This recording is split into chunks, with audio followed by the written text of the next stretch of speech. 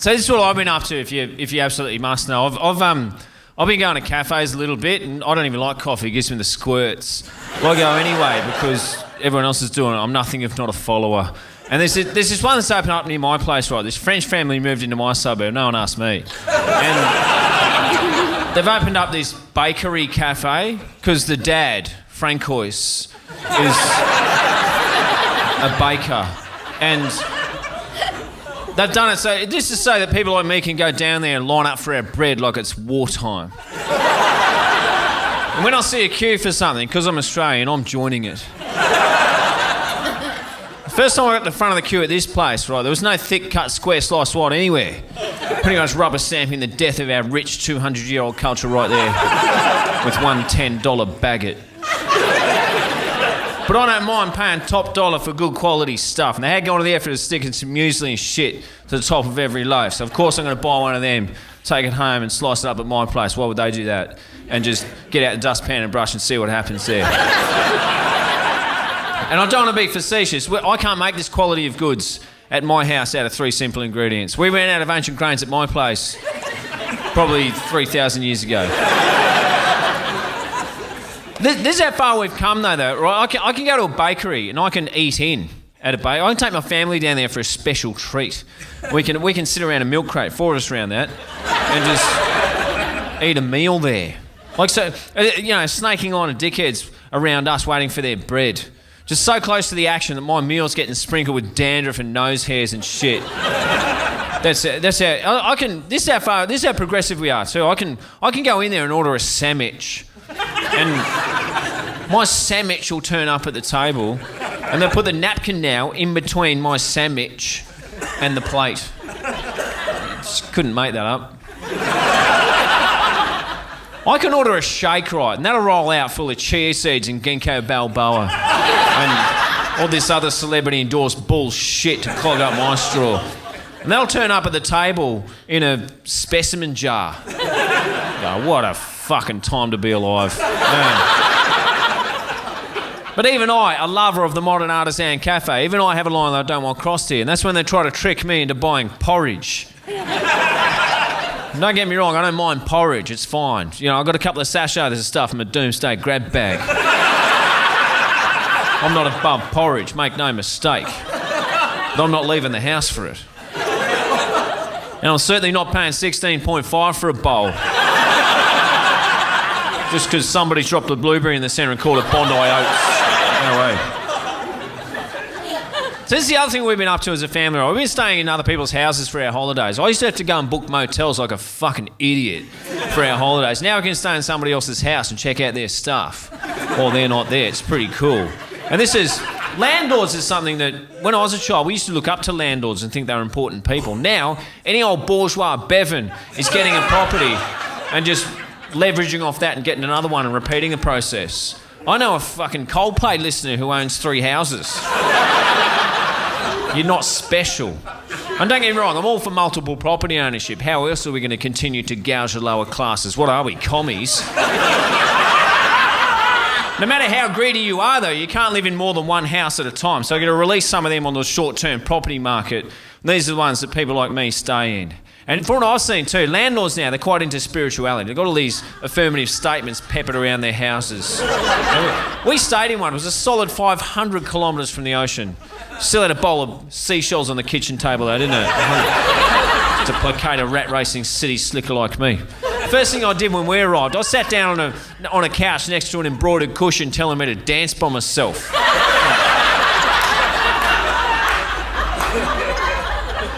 First night we were there, I did my neck on a clapped out futon. I thought, oh shit, that's no good. When I woke up, I thought, oh, it's fine. Someone's nailed a piece of driftwood to the wall over there and put in texture on that, fall down 7 times, get up 8. Well, I probably won't need a doctor, I've read that now.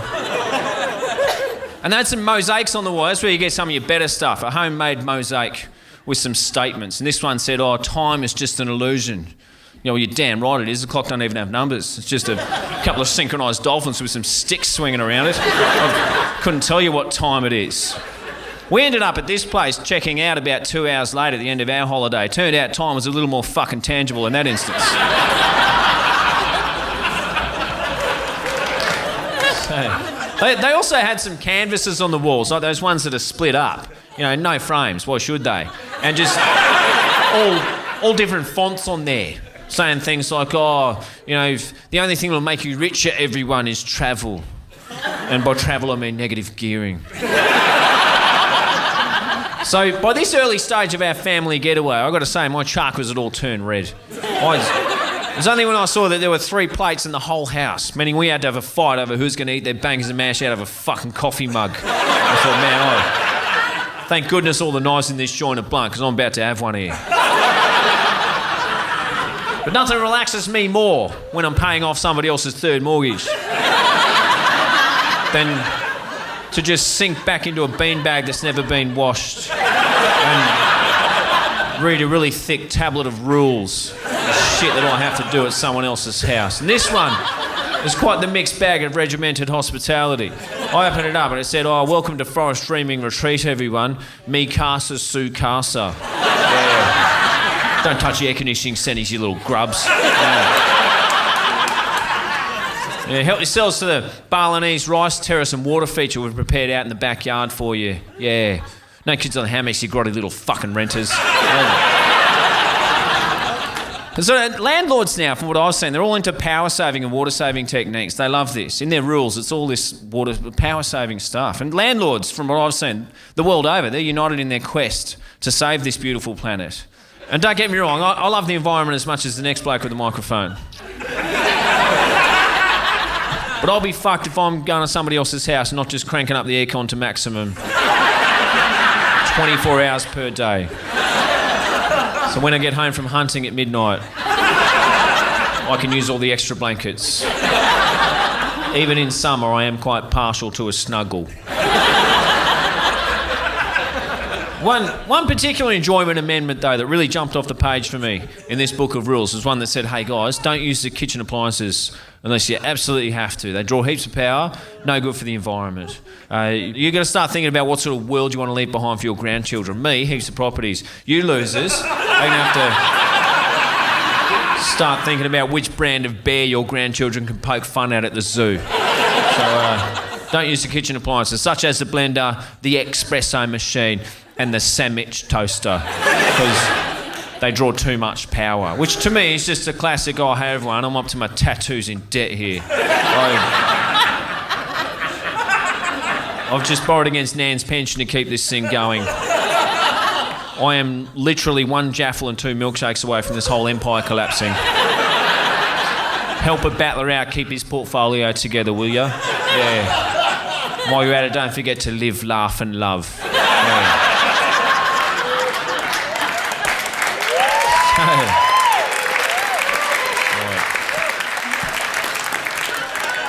So we don't stay in anyone else's houses anymore, right? Not because I don't want to. It's just we went and got a dog. That pretty much precludes you from going fucking anywhere. They're worse than children in this respect. This changed quite a lot, having a dog. There was a time, right? We had a dog briefly when I was a child. And there was a time back when we used to treat dogs like dogs. That if your dog farted during the Sunday movie, you kick it outside. As a guide, from anywhere in the house, 4 kicks and your dog would be outside. Now, for a farting dog, there's charcoal pills and psychotherapy. Dogs have got allergies now. What's happened? Some grifter tried to sell me a $120 jacket for my fur-covered dog. I said, man, I'm all right. This is, even in the depths of winter, this is nothing that 2 tear towels and rubber band won't fix. We started ours quite early on that regime, and now she's got that classic hourglass figure that breeders look for these days. But it's certainly changed. There was a time, right, when if you saw your dog just sitting there licking his own sleuth, you go, fuck that, I shouldn't have to look at that. I could turn away. Well, why should I have to? So you just slam a bucket over his head out of jealousy and leave it there for a month. And guilt doesn't come cheap either, does it? You go to a vet now and they'll say, mate, your dog needs chemotherapy and a hip replacement. You're not going to believe this.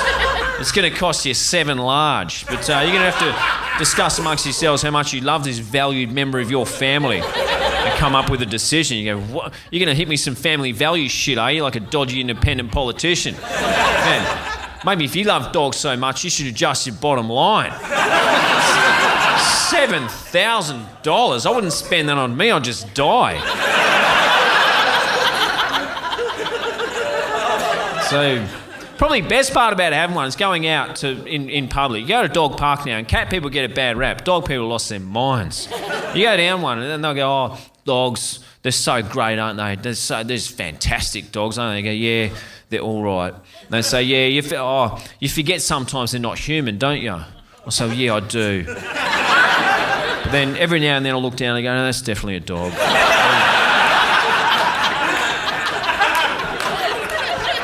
I take mine out for walks, right, and people come up to me and start talking to my dog. They don't talk to me. I haven't got my name, my phone number, and my stupid neck. So they just nudge the ice by talking through my dog.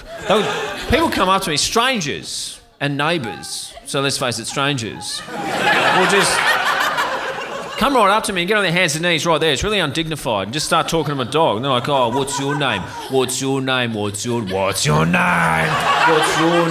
What's your..." And they keep saying it until I have to lean over and go, "Look, we're going to get to the shops. Will you stop being so rude and answer this lonely fuckhead?"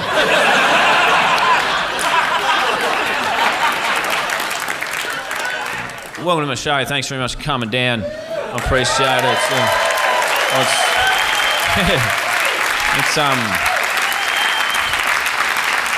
It's pretty much just like this, but for an hour. So you can't just bash nerds anymore, can you? And it's fine. Don't get me wrong. I'm not a thug. I don't want to. But they've gone from being bashed to being revered in a very short time space. And I just think nerds would do well to remember what the inside of an S-Pen tastes like and adjust their adult behaviour accordingly. And I don't want to come out too hard on nerds either. I don't mind nerds. They're fine. There might be one here. I don't know. Some of them look like us now. But I think it's an equation as old as time itself, though. If you take a nerd and you empower them, you're going to end up with a pervert.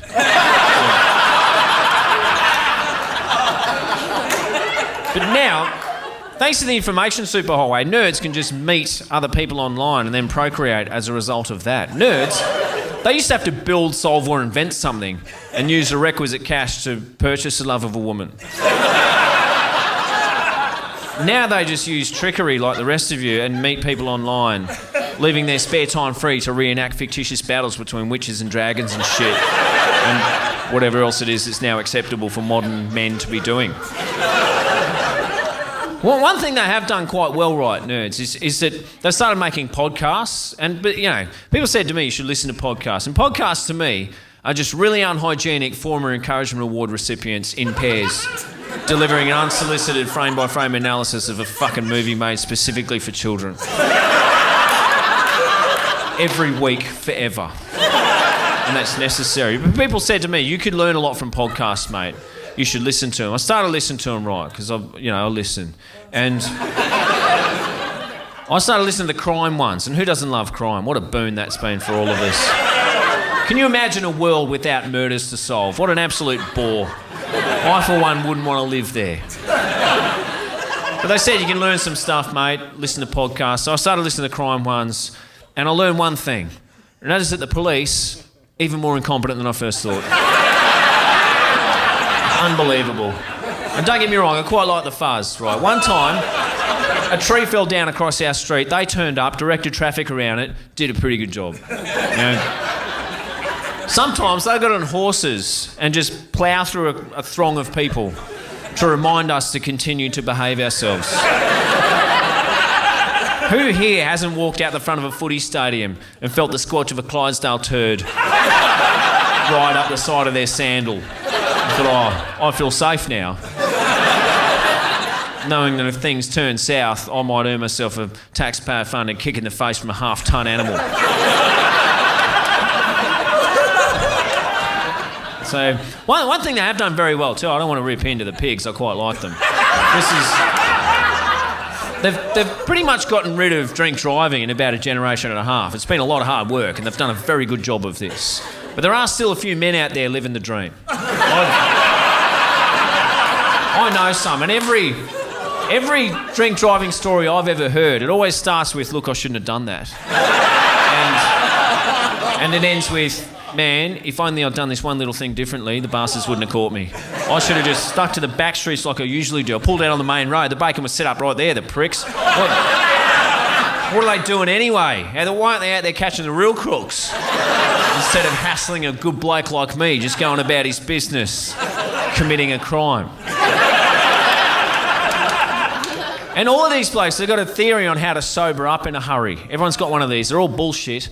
None of them work. I've got to tell you. It's all like, oh, you know what you should do, mate? You should have a 5-minute nap, a 10-minute shower, bloody run around the car 4 times. Bloody drink 7 litres of water, get a punch in the face from your best mate in between each litre. Yeah. Do 12 push-ups. But it's bullshit. None of them work. In my experience, the only thing that will sober you up in a very big hurry is to just run over someone on your way home from the pub. Yeah. Oh. If you're not awake after that, you may never be. So, the other thing I quite like about the cops, right, is their complete lack of shame and embarrassment in asking for help to solve a crime. From the very same public who pay their fucking wages. And on a personal level, I don't mind this. I can't tell you how many times a squad car full of the filth had turned up at my work and said, what is that, mate? Is that 4 pallets of bricks that you've got to carry up 10 flights of stairs? No problem. Get out, fellas. Let's muck in and help this guy out. At the end of the day, I say, thanks, lads. That was really nice of you. In return, I'll just keep my ear to the ground around the neighbourhood and give you a tingle if something pops up. This is what happened to me in terms of the cops, right? I was embroiled in a street brawl, and it was a big one. It was one of those ones where later on, onlookers get referred to as witnesses. It was huge. The street got shut off, made the news, everything. It was a massive fight. There was heaps of fights breaking out, spot fights all over. The particular localised melee I was involved in ended up, there's like 2-on-2s, few 1-on-1 fights. The one I was in, it ended up being 1 versus 6. And I like to say I gave a good account of myself, but then there were 6 of us, so... A little tip from the top. If you're involved in a street fight and there's a man walking towards you and he does that spit through his teeth, he's a fucking good fighter. You don't learn to do that until you cracked a few skulls. It was also one of those fights where improvised weapons were being used, which is a disturbing trend that's only begun since the nanny state took all our guns. I saw a guy sliding a tin of spaghetti into a sock. That's what we've been reduced to in terms of street weaponry. It's embarrassing on a world scale. Anyway, the fight kicked off. It was a massive fight. And the boys in blue turned up. 4 of them at first, heaps later on. But the first 4 who rolled up, they're all walking abreast along the footpath towards the fight. And 2 of them were chewing gum, and one of them had a neck tat. They look like a modern-day slips cordon that I'm supposed to respect. And the 4th one, he was fat. And, I don't care. Follow your dreams. It's nothing to...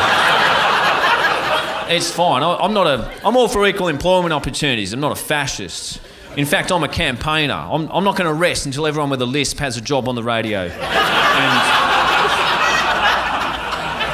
And all firemen are wheelchair bound. Or firewomen, don't panic. Women can be disabled now too if they want. But this was like a fat, not a bit overweight, he's a proper fat cop. But that's, whatever. But this is something I'll be teaching my kids, right? When you're running away from the cops, right, normal one, skinny one, just straight line, fast as you can. Get ready to do a little sidestep. Some of them can be shifty when they go in for the tackle. When there's a fat cop around, though, they're not even going to give chase. They're going straight to plan B, sitting on the hip there, just pointing in the general direction of noise and kablam. See what happens, sort that out with some paperwork later on. So when there's a fat cop around, kids, just be prepared to do some zigzag running. You're going to look like a silly Billy. But it's better to be a silly Billy and alive than one of those corpses about whom people say there lies a man who never compromised his dignity around obese law enforcement. So this this fight, right, it was just winding down. It was just coming to the end of it. And I was getting shoveled in the back of a paddy wagon by some of these goons. And one of them, right, he had his elbow on the back of my neck. He was about half my age. He's put me in the van. He said, mate, we're going to take you down the station. We're going to charge you with common assault. You should take a long, hard look at yourself. So should I, young fella? Maybe you should take a long, hard look at yourself. Because I've just bitten a man's nose off. And then I punched him out of his shoes. And you've got the audacity to call that common.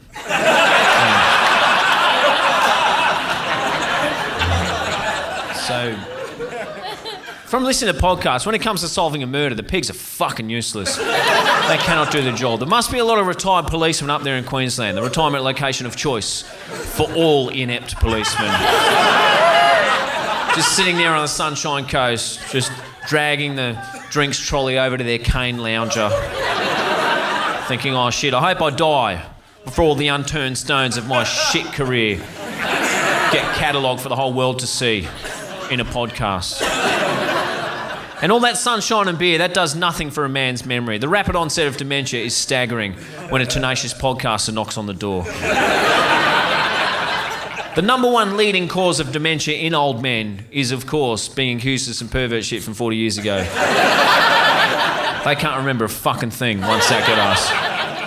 And while I'm down here too, I don't want to rip into dementia. I'm not sinking the slipper in there, that's fine. Like, it's one of those things, dementia, that we'll all have to deal with at one stage of our lives. Someone we know will have it, or we will whatever. But what no one's saying about dementia is how much of a handy evolutionary tool it is just to prevent old men from going out and settling all their long-standing vendettas.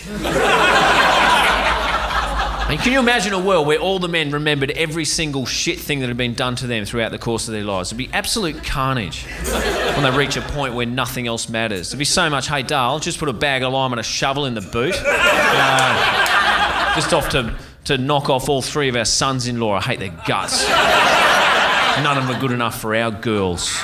And while I'm at it, I'm going to rub out that bloke who put 13 items through on the 12 and under aisle 25 years ago. I still remember that. Paid with a cheque. Really pissed me off. Where are the car keys? What was I talking about? I better just go and watch some telly. Dementia saves a lot of lives. Take it easy on it. So when I'm listening to podcasts, right, okay, it gets to a point where the crime ones, they'll say, oh, the family, they were desperate after a year. They didn't know what else to do, so they turned to a psychic for help. And I listen to that and think, what? What were you thinking, man? You've waited a year for that. What a kick in the teeth that is to the science of clairvoyance. Everybody knows the moment somebody goes missing, you look at the horoscopes from that day and work backwards from there. It's almost as if these husbands and stepsons don't want the crime solved in the first place. But that's how crimes are getting solved now. It's pretty much by podcasters more than the police. Someone I know got murdered, right, not by me. And I didn't even call the police. I just found my nearest dork and just yanked him out from underneath his Darth Vader doona, which are incidentally now available in King Single for your larger single man. And I just bought him a new computer and a microphone, told him to stop hitting himself and start a podcast and fucking sort it out. And that's how look, the filth, they're just sitting down at the station listening to podcasts hoping a clue pops up. We're supposed to respect them. There was a time, right, I don't know if anyone here is of my ilk, but when I was a boy, someone would ask you what you wanted to do when you grew up. An adult would say, what do you want to do when you grow up? And inevitably, you'd just say cop. It was such a cool thing to say. You go, I want to be a cop. And after cop, maybe you choose fireman. Then after that, you just choose something that never existed, like a dinosaur or an astronaut. Now, you ask a child what they want to do, you're like, mate, you can do anything. The world's your oyster. Your bloody glass is full to the brim. You're so special. You're amazing. You're talented in every possible way. You can do whatever you want. Just pick something, go for it, follow your dreams. And what's your tune change when your kid says, oh yeah? Or in that case, I want to be a social media influencer or a baby moon planner or a food blogger, philosopher, photographer. Do ya? Yeah. You know, before when I said sky's the limit, what I meant was go mow the lawn, you fucking little turd burger. What are you talking about, man? Grow up. If your job didn't exist 50 years ago, you're as sus as a suitcase on a riverbank. So,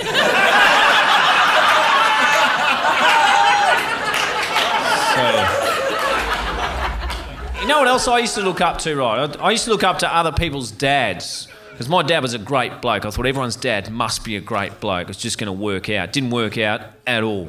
I became a dad, and I figured out it doesn't take that much to become one. Now, it's almost as if they let any old fuckwit become a dad now. It's amazing. There's a dad who's got kids at my kid's school, right, and he's a cool dad.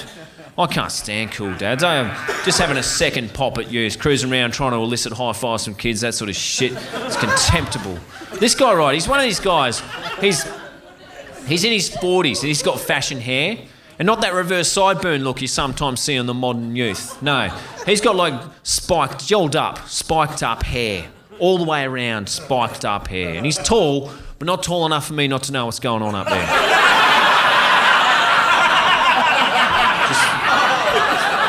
Just looks like a fenced off slice of Devon. Honestly. And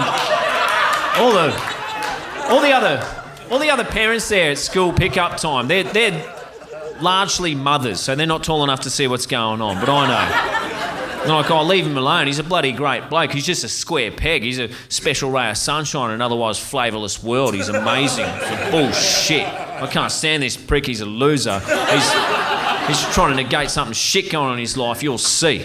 And most parents, right, who are resigned to the natural ageing process, when you turn up at school time to pick up your kids, you just turn up and through gritted teeth go, get in the fucking car, you little... Cool dad, because he's cool dad, he comes flying through the front gates on a skateboard, doing that shaky telephone symbol on his way in. And this thing, right, that's fine if you're an actual skater on your commute between acts of vandalism and petty crime. Or maybe it's all right if you're fresh off a mid-flight brawl and you've been zip-tied to seat 38G and you're posing for a photo with one of your mates doing the double, the Gold Coast Denpasar salute. Or, as it's better known in the media, the Jetstar jiggle. While I'm down here too, I'm not going to be one of those comedians who rips into Bali. Heaps do that. It's too much. But Bali's fine. Like, statistically, about a third of you make multiple trips to Bali. And I'm not here to judge you filthy fucking pigs. That's not my bag of chips. But when you're going to Bali, just remember who you're talking to when you announce your trip to Bali. I work with this bloke, and he says that he goes to Bali by himself a fair bit, which should raise eyebrows on its own merits. When he sees he's going, he says, oh, no, I'm going to Bali, but I'm going to the nice part. I go to the beautiful part. I don't go to that shit part where there's Aussies bashing each other on the beach and there's chip packets and Band-Aids floating around the ocean. Yuck. No, that's disgusting. I go to the beautiful part. You wouldn't believe it. It's just over the hill. It's amazing. It's beautiful. It's just full of and spirituality and noticeably less dogs on the dance floor. And if you're lucky, in the beautiful part, you'll bump into some of those perverts who've had to relocate their businesses from the hinterland areas of Australia over to a country where collecting vulnerable women is slightly less frowned upon. Slippery old slope yoga, isn't it? But that's it.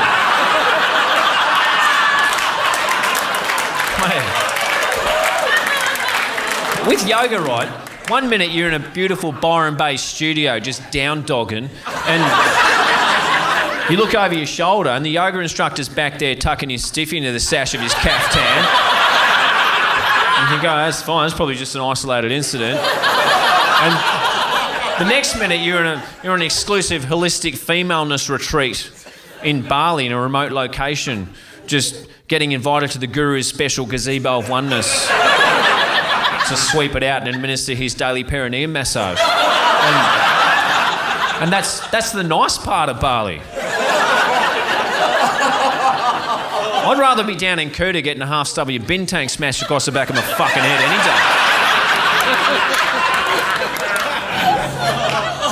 It's one of those places too where men come back, right? This guy I work with, he came back from his latest trip to Bali. And he said, look, I've been to Bali again. I brought back a little souvenir. You go, man, That sounds sus, man.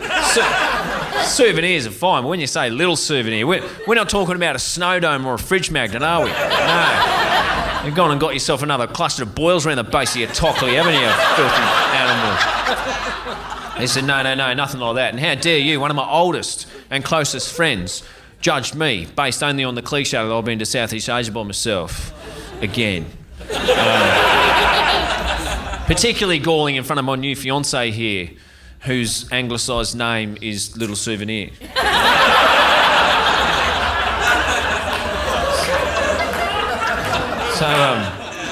So this thing, right, that's fine in those situations. But the Ridgy Dish, that's got no business at school pickup. I saw Cool Dad, right. This fucking hacky sack owner he was at a kid's party in a public park. It was one of those parties where they'd set up a slackline, which is a ratchet strap that the moderns put between two trees to act as a handy trip hazard for people like me. And the kids can try to balance on it. It's a good time, whatever. But Cool Dad, because he's Cool Dad, he had to go himself. And right in front of everyone, he's attempted a backflip dismount and ended up with one leg either side of the thing. Which most men, on their better late than never path to maturity, would see doing your nuts on a truck strap as a watershed moment. But not this poon. No way. He's one of these guys who says things like, oh, age is just a number. Well, yeah, well, so's bone density, you fuckstick.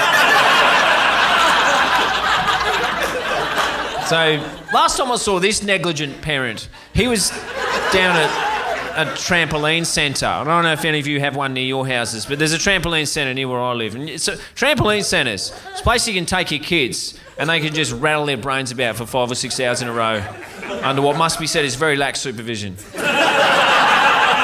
And then you just take them home, put them to bed, hope they wake up.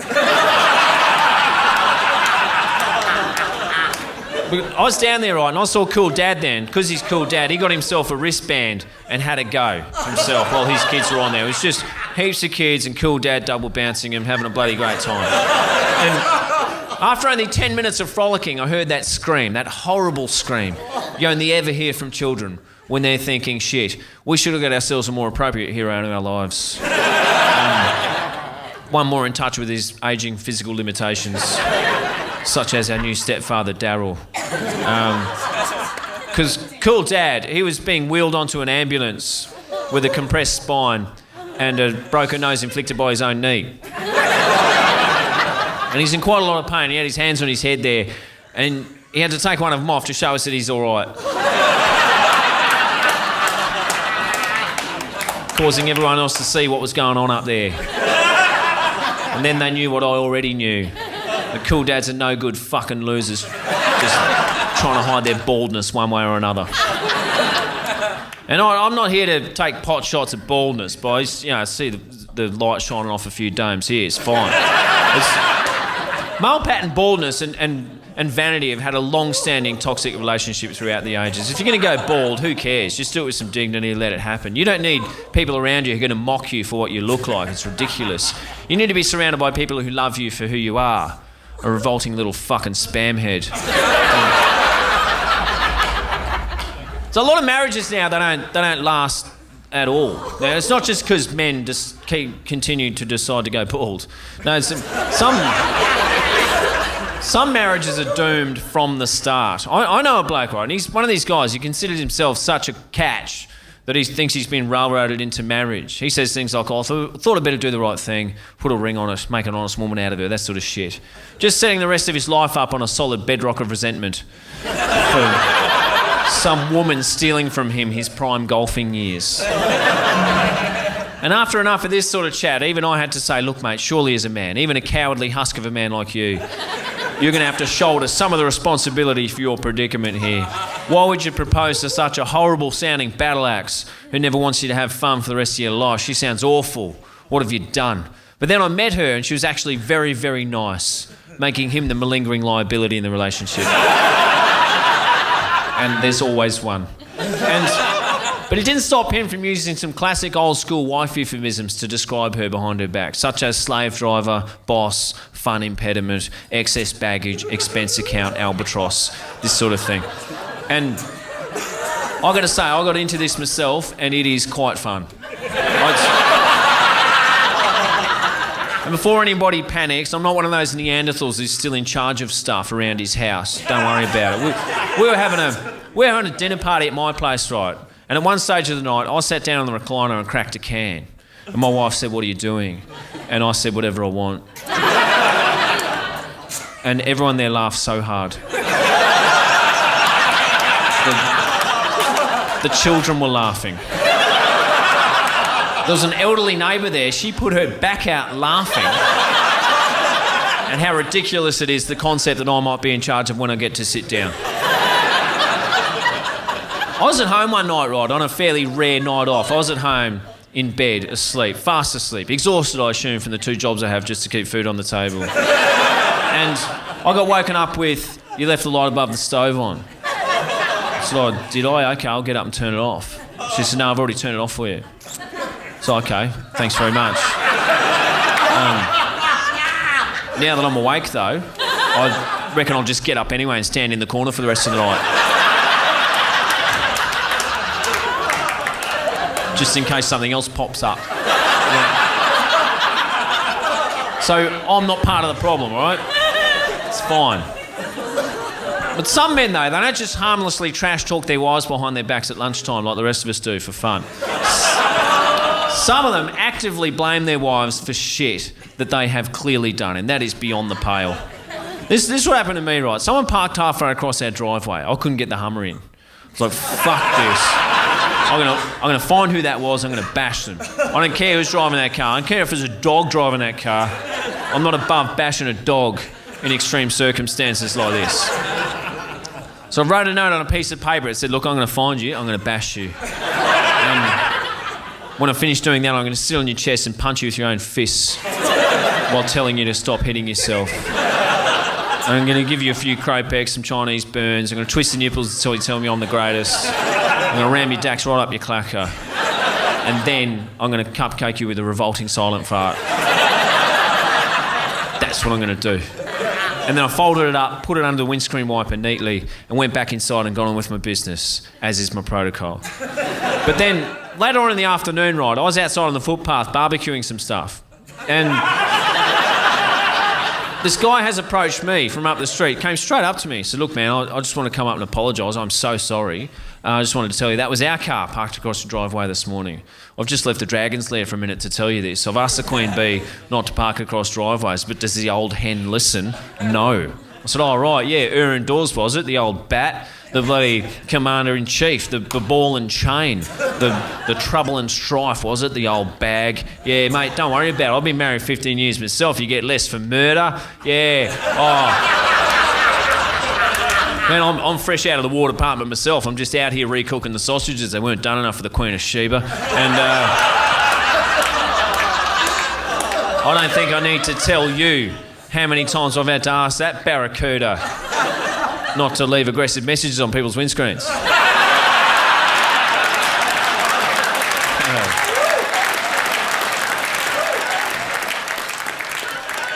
Some men, though, they don't just blame their wives for stuff that they've done. They'll blame anything for their shit behaviour. And this is something I've gotten into. It's pretty good. I'm someone who quite likes living well beyond his means. And for my entire adult life, everyone around me has just been telling me I'm a dickhead who can't budget.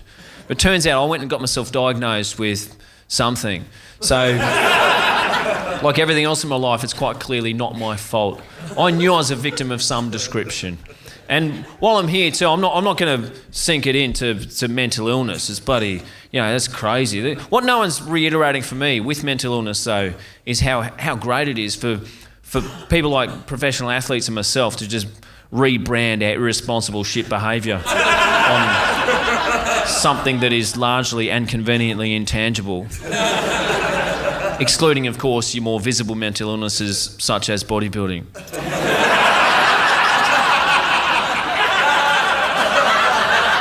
But, the actual mental illness, though, it is a serious issue. It's not something to poke fun at. Mental illness is serious now. It's as serious now as it is popular. And while I'm not a practitioner, I've never really had the spare time, I have dabbled.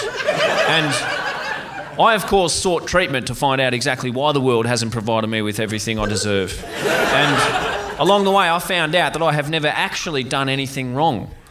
Although, pre-self-diagnosis, some of the things the black dog did on my behalf, Jesus Christ. If my condition allowed me to feel some form of shame or embarrassment, I'd be ashamed and embarrassed at what the black dog had done on my behalf.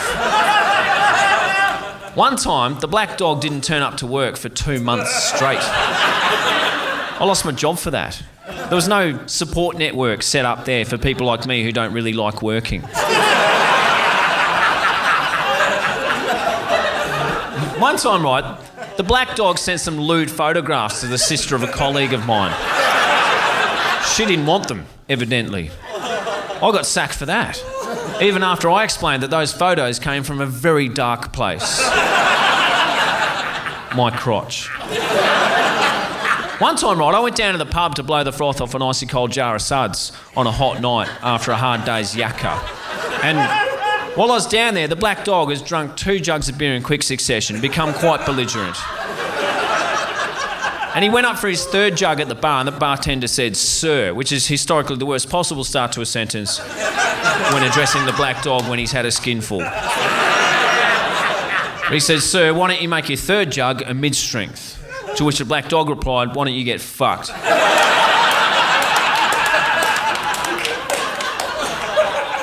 Do I look like a heavily pregnant woman to you?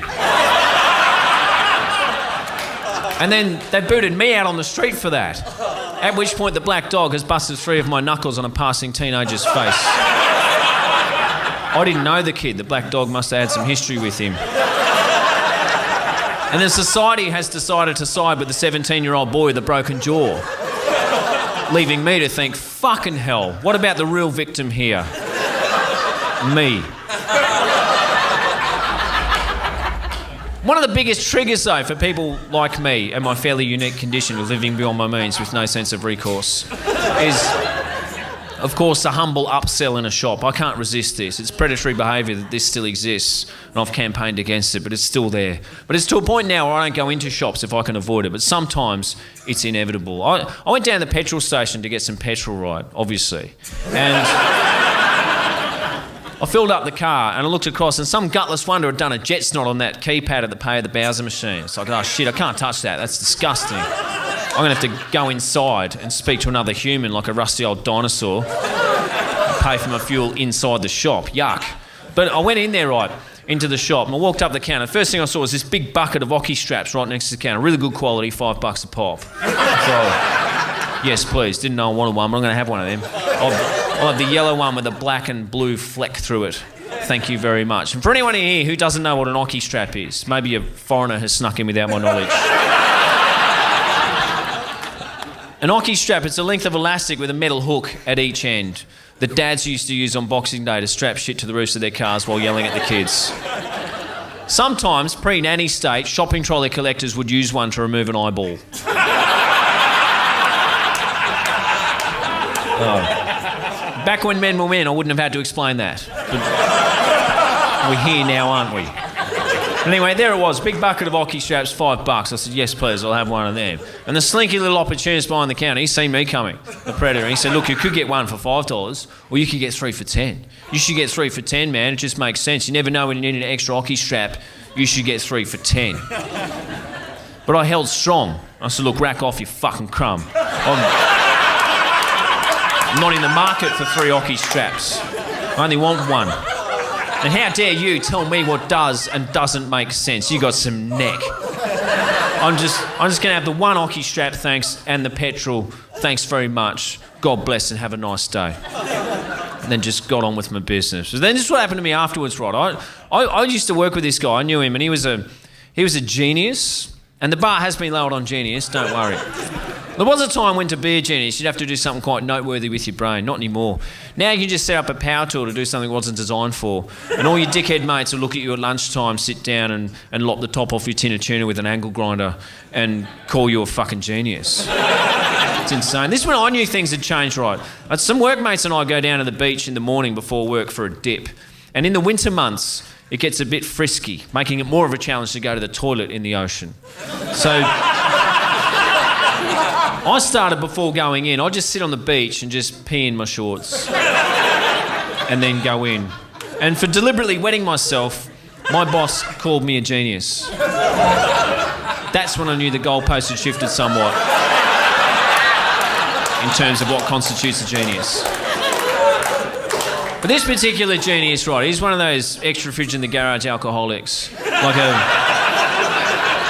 proper worm to the tomb polluter. And he'd set up a fourth television in his house so he could watch the cricket while he's on the toot and never miss a ball. And all his mates, they catalogued that fourth television thing as an act of genius. That's insane. And this pube on the soap's name was... His name was Waynie. So it's like already Wayne, which is a ticking time bomb to death by misadventure. His parents had looked down on him as a baby in the hospital and thought, how do we knock 30 plus years life expectancy off our beautiful, healthy baby boy Wayne? I know. Give me a pen and the birth certificate, I'll sort it out right now. Put an extra Y in the end. And like a lot of premature death candidates, an extra Y somewhere in the name will do the job. And then the clock was ticking on Waynie's life. And it gets said a lot about tortured artistic geniuses that they often die in their 20s, but then so too do alcoholic car enthusiasts. And Waynie was no different. When he was a tender 29 years old, Jesus wanted Waynie for a sunbeam. Waynie went off to be with the Lord very soon after his de facto had taken off with the dog and the car in one hit, causing all his friends to say that Waynie died of a broken heart. Although the coroner did suggest that a drunken high-speed quad bike ride on a dirt road at midnight with no lights or helmet were contributing factors. When someone dies now, it's very important to get it out there how much you care, how much your large heart has been affected by someone else's demise. It's always been the first step in the grieving process to say how much you care about someone who's dead. But hasn't the internet gotten us out of a pickle here? Like pre-internet, families, they used to have to grieve in private. Yuck. Now, you can tell millions of people how much you care about someone who's dead. You can start up a crowdfunding tribute page about it. You might not even know them that well. You can just stick up some crying face symbols and shit on there to say how much this has affected you and that you're a nice person. It's amazing. You can write stuff on there. You can say, look, I didn't know you that well, but I'll always cherish the time that we shared in Nang, and you let me have a lick of your triple ripple ice cream. Words can't describe how much I'm going to miss you, baby girl, but here are some words anyway. I really hope that unlike some surface paradise apartment blocks, the balconies in heaven don't have rickety handrails. It's a fair way down. I was going to skate over to your favourite frozen yoga shop this afternoon and have a double tutti frutti in your honour. But I think in lieu of that, in the situation here, I'm going to donate that $10 to your parents. I've created a fund for them, don't mention it. But also, don't get ahead of yourself. There is a small chance that despite my benevolence, you may in fact remain dead. But I just really sincerely hope that my generosity and my $10 goes some way toward easing the pain of the loss of their child. Carpe diem, cunts.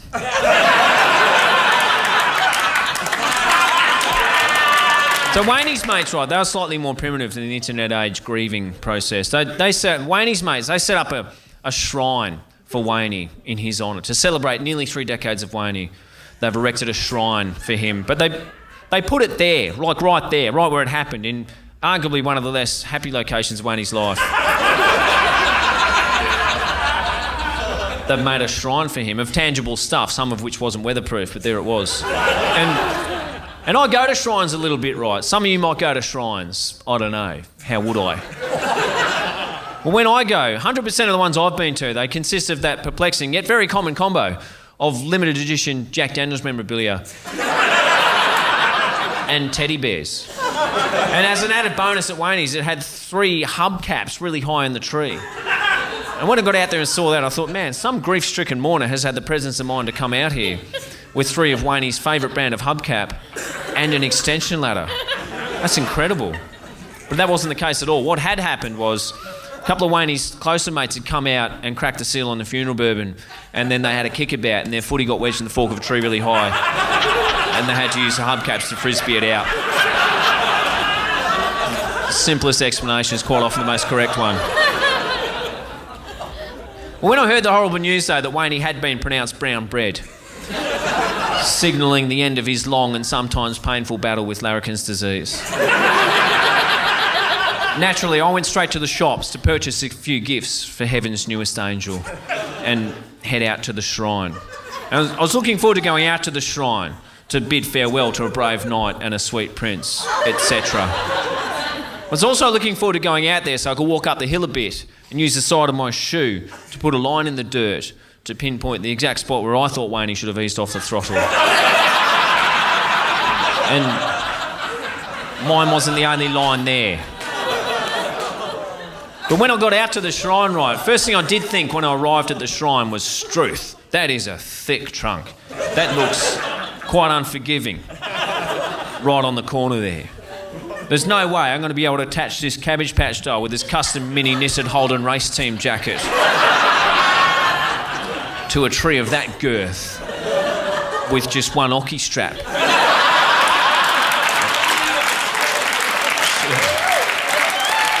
Should have bought 3.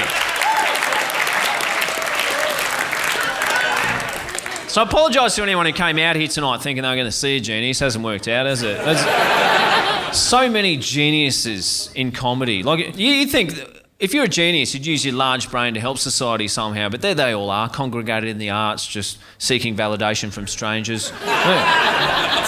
Maybe you thought you were going to come out and see one of those geniuses we keep bringing here with their floppy Cambridge haircuts, just telling you that your $1 and $2 coins are the wrong way around in terms of size. And you get to sit there and go, are they, you fucking insipid little dreg?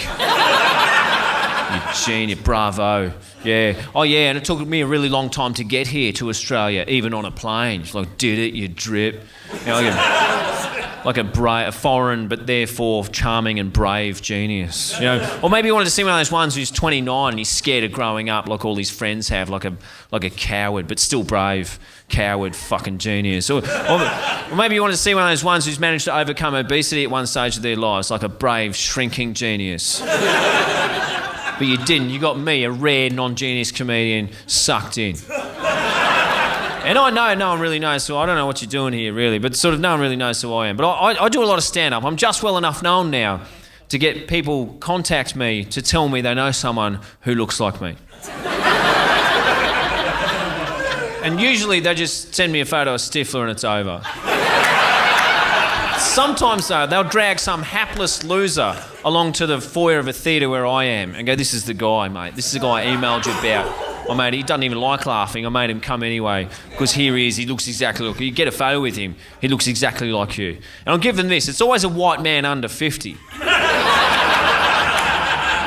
But beyond that, the similarities are ambiguous to me. It always looks like one of those blokes who's getting his life back on track. Okay, as in, oh, hey, kids, you want to get your box of Lego out of the rumpus? Now's the time to do it because Uncle Jason with a Y in the middle is going to be staying in there for a few weeks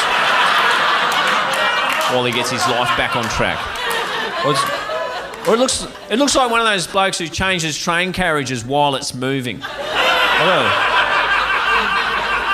I spend a bit of time on trains, right? I never sat there and heard the shh of the doors open. I thought, oh, hot diggity. I'm going to look up in a second. There'll be a cool dude walking through there. Can't wait. It's probably going to be Fido Ditto or the Fonz. Yeah.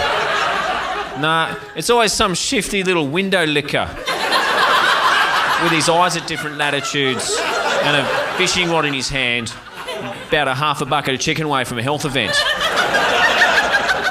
So, point is, until you got doppelgangers being presented to you against their will, you got no idea how short and fat and ugly you really are.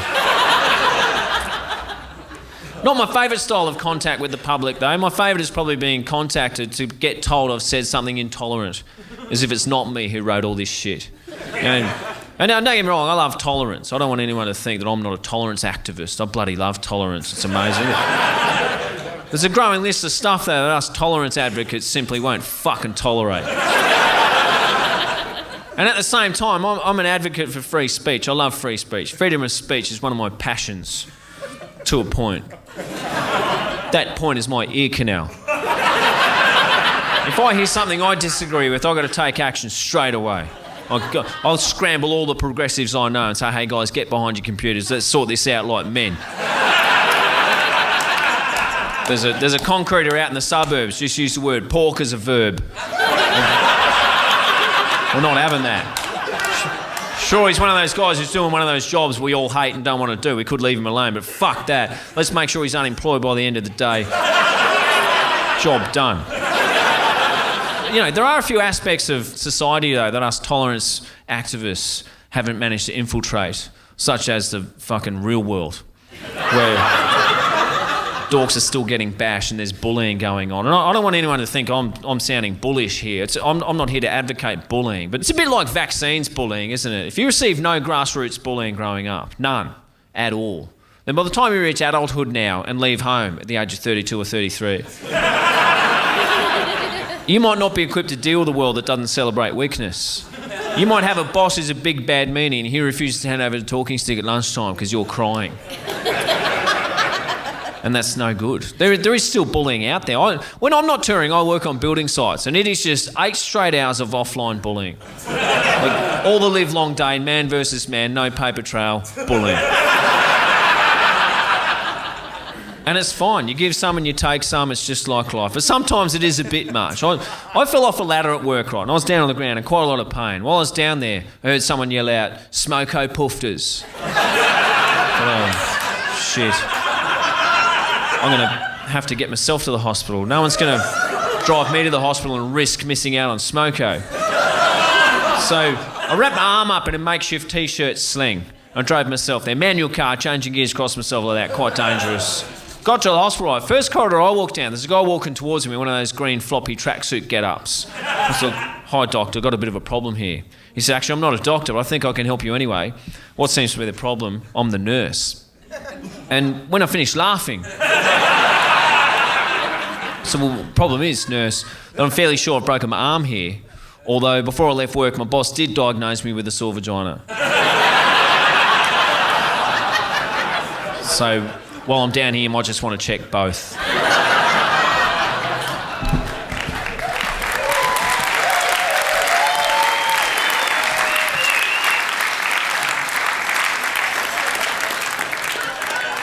Thanks very much for coming out tonight and taking a punt on someone who's not a light media news personality. It's nice of you to do. I've been doing a lot of stand-up, right? And people, I've been getting told to do stuff that would make me more popular, and I just want to do stand-up. I don't give a shit. People go, "You know what you should do, mate? You know what people love? You know what's funny?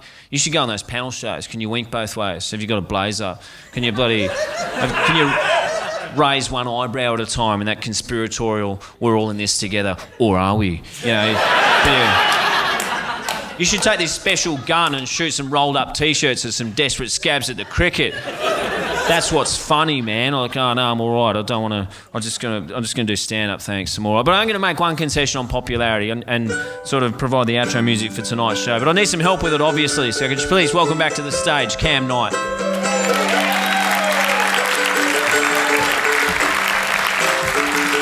Anyway, I know comedy's not enough now. You've got to leave a message with people. I don't want you to walk out empty-handed, so I'll give you a message if you want. Just bloody respect your elders, everyone.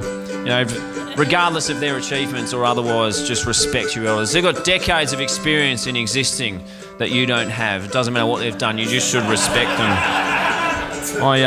Whenever I find myself in a bit of a pickle in life, I always hark back to something my grandmother used to say. "Do any of you boys want another fucking sandwich?" Anyway, before we go, we're going to get out of here and say to you, before we go, we're just going to ruin the most popular song ever written. So thanks very much for coming down. See you next time. Cheers.